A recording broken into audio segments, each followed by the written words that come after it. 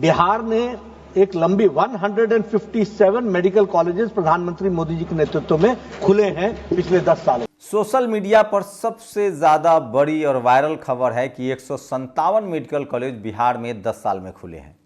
जी हां, ये बात मैं नहीं कह रहा हूं, संसद में देश के स्वास्थ्य मंत्री, बीजेपी के अध्यक्ष भी हैं, लोकसभा सांसद जेपी नड्डा ने यह बात कही। वो देश के स्वास्थ्य मंत्री हैं, वो सांसद हैं, वो बीजेपी के अध्यक्ष हैं। उन्होंने संसद में कहा, जो मैंने आपको सुनाया, आपने बिल्कुल ठीक सुना है। वहीं आज अमित शाह ने कहा कि बिहार को बाढ़ रहित कर देंगे, हमारी सरकार आएगी। तो ये 20 साल से किसकी सरकार है? नीतीश कुमार की सरकार एनडीए के साथ चल रही है, बीजेपी की सरकार है। 20 में से 3 साल आरजेडी के साथ सरकार चली है, जिसके दौरान जाति जनगणना हुई और लगभग 6 लाख लोगों को नौकरी मिला। तो सवाल है कि 17 साल में क्यों नहीं कर पाए? अद्भुत है ये। क्या बीजेपी जो वादे करती है उसको पूरा नहीं करती है? क्या बीजेपी सिर्फ चुनावी वादे करती है? नमस्कार, मैं शंभू कुमार सिंह और आप देख रहे हैं नेशनल दस्तक। आज की सबसे बड़ी खबर है, जेपी नड्डा ने संसद में कहा कि बिहार में 10 साल में 157 मेडिकल कॉलेज खुल गए हैं। बिहार में 38 जिला, इस हिसाब से तो 4 मेडिकल कॉलेज होने चाहिए। मैं जिस जिले से आता हूं वहां बिल्कुल एक भी मेडिकल कॉलेज नहीं है। जिला अस्पताल है, हर जिला में अस्पताल होता है, ब्लॉक में अस्पताल होता है, लेकिन मेडिकल कॉलेज नहीं है। तो सवाल है कि 157 मेडिकल कॉलेज कैसे खुल गई? ये सबसे बड़ा सवाल है। क्या प्राइवेट मेडिकल कॉलेज को जोड़ रही है सरकार? तो भी मुझे लगता है कि 100 मेडिकल कॉलेज बिहार में नहीं होंगे। इसी तरह की खबर आई थी दरभंगा एम्स को लेकर, जिसका शिलान्यास तक नहीं हुआ था ये, और उसके बाद बड़ी किरकिरी हुई थी। वहीं अमित शाह ने कहा कि हम बाढ़ रहित कर देंगे बिहार को, बाढ़ नहीं आएगा। सोचिए, 17 साल से एनडीए की सरकार है, लेकिन अब तक बाढ़ का समस्या हल नहीं हुआ, और ये कह रहे हैं कि बाढ़ रहित कर देंगे। इसको लेकर भी सोशल मीडिया पर सबसे ज़्यादा खबर वायरल हो रही है। तो वो तमाम खबरें जो आपको और कोई नहीं बताएगा। पप्पू यादव ने एक ट्वीट किया है। बीजेपी के राष्ट्रीय अध्यक्ष केंद्रीय स्वास्थ्य मंत्री जेपी नड्डा साहब ने लोकसभा में घोषणा की, मोदी सरकार के दौरान बिहार में 157 मेडिकल कॉलेज खुल गए। इस हिसाब से बिहार के हर जिले में 4 से 5 मेडिकल कॉलेज होने चाहिए। संसद में बड़े झूठ फेंकने में वह पीएम साहब को भी पीछे छोड़ दिए हैं।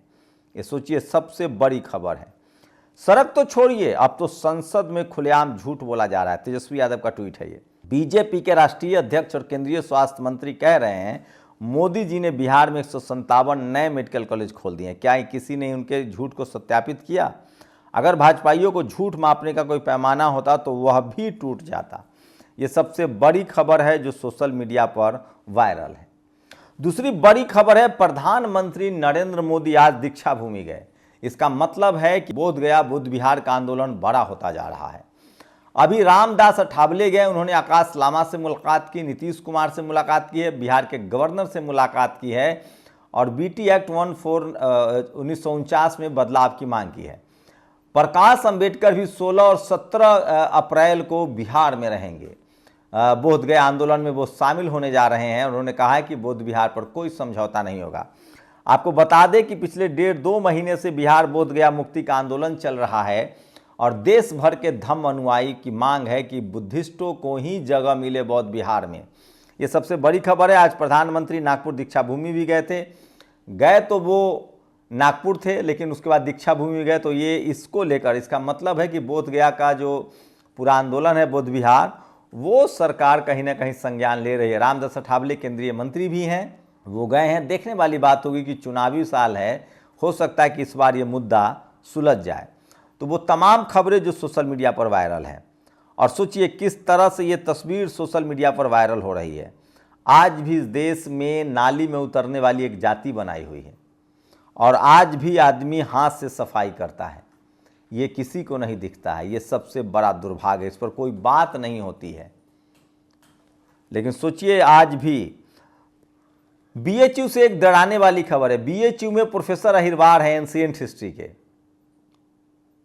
अनुभव के आधार पर, सीनियरिटी के आधार पर उनको विभागाध्यक्ष होना चाहिए था, लेकिन उनको विभागाध्यक्ष नहीं बनाया गया है। ये भी खबर बताऊंगा उसी बीएचयू में जहां शिवम सोनकर नाम का 8 बार का नीट क्वालिफाई छात्र सड़क पर बैठा हुआ है। कहा जा रहा है कि वो एबीपी से भी जुड़ा हुआ था, राम भक्त भी है, उसके बाद भी उसका काम नहीं हो रहा है। सबसे बड़ी खबर है जो सोशल मीडिया पर वायरल है। ये है श्याम मीरा सिंह, सदगुरु पर वीडियो बनाने के मामले में इन पर जयपुर में एफआईआर हुआ है। राजस्थान पुलिस आज इनसे इन्वेस्टिगेशन करने आई। कॉमेडियन से लेकर पत्रकारों को इस तरह की एफआईआर से हरास किया जा रहा है। मैं डरने वाला में से नहीं हूँ, पीछे नहीं हटूंगा, अब अंत तक लड़ूंगा। सोचिए, आप पत्रकार हैं तो आप पर एफआईआर कर देंगे, आप कॉमेडियन हैं तो आप पर एफआईआर कर देंगे। आप दौड़ते रहिए, एक नया इंडिया है। आप संसद में कुछ बोल रहे हैं तो आपके घर पर हमला हो जाएगा। सारा खेल यह है कि बोलने पर पाबंदी है, लेकिन सबके लिए पाबंदी नहीं है। तो सोशल मीडिया पर ये तमाम बड़ी खबर। सोचिए जातिवाद किस तरह से इस देश में भरा हुआ है। बिहार के बक्सर में पुष्पा कुमारी नाम के एक एक्सिस बैंक की पूर्व कर्मचारी का आरोप है कि चौबे नाम के ब्रांच मैनेजर ने उनको जाति की वजह से नौकरी से निकलवा दिया, जबकि पुष्पा डिजर्विंग थी। वो ग्रेजुएट थी, उन्होंने डिप्लोमा किया था, बेंगलोर में उनका सिलेक्शन हुआ था, रांची में 6 महीना काम कर चुकी थी। उन्होंने अपने गृह जिले में पोस्टिंग ली, उसके बाद से उनको नौकरी से निकाल दिया गया। ये भी खबर देखिएगा। और हिमाचल में ब्राह्मण बेटी ने एससी युवक से भागकर शादी थाने में हंगामे के बीच पिता हुए बेहोश, एक्स्ट्रा पुलिस तैनात। ये मेरी लाइन नहीं है, ये न्यूज़ 18 की लाइन है। चलिए धीरे धीरे कम से कम जातिवाद पर तो बात हो रही है। और सोचिए doctor BL Vairwa MS FACS हैं, ये MS हैं और FACS हैं। धीरेन्द्र शास्त्री कह रहा है कि अच्छा आपके पेट में 2 गांठ है, उनको पता चल गया बिना एक्सरे के, पर्ची लिख दिया उन्होंने। और उसके बाद कहा कि ये ठीक भी हो जाएगा मेरी कृपा से। सोचिए ये शख्स सुने हैं कि 300 करोड़ का कैंसर अस्पताल खोल रहा है। सोचिए कथा बांचते बांचते कैसे आदमी बिजनेसमैन बन सकता है, आप कल्पना नहीं कर सकते हैं। तो ये तमाम खबरें हैं। एक तस्वीर है जो बहुत रुला देगी आपको। तमिलनाडु में एक दलित छात्र को इतनी बेरहमी से मारा गया कि उनका पेट और सर दोनों फट गया।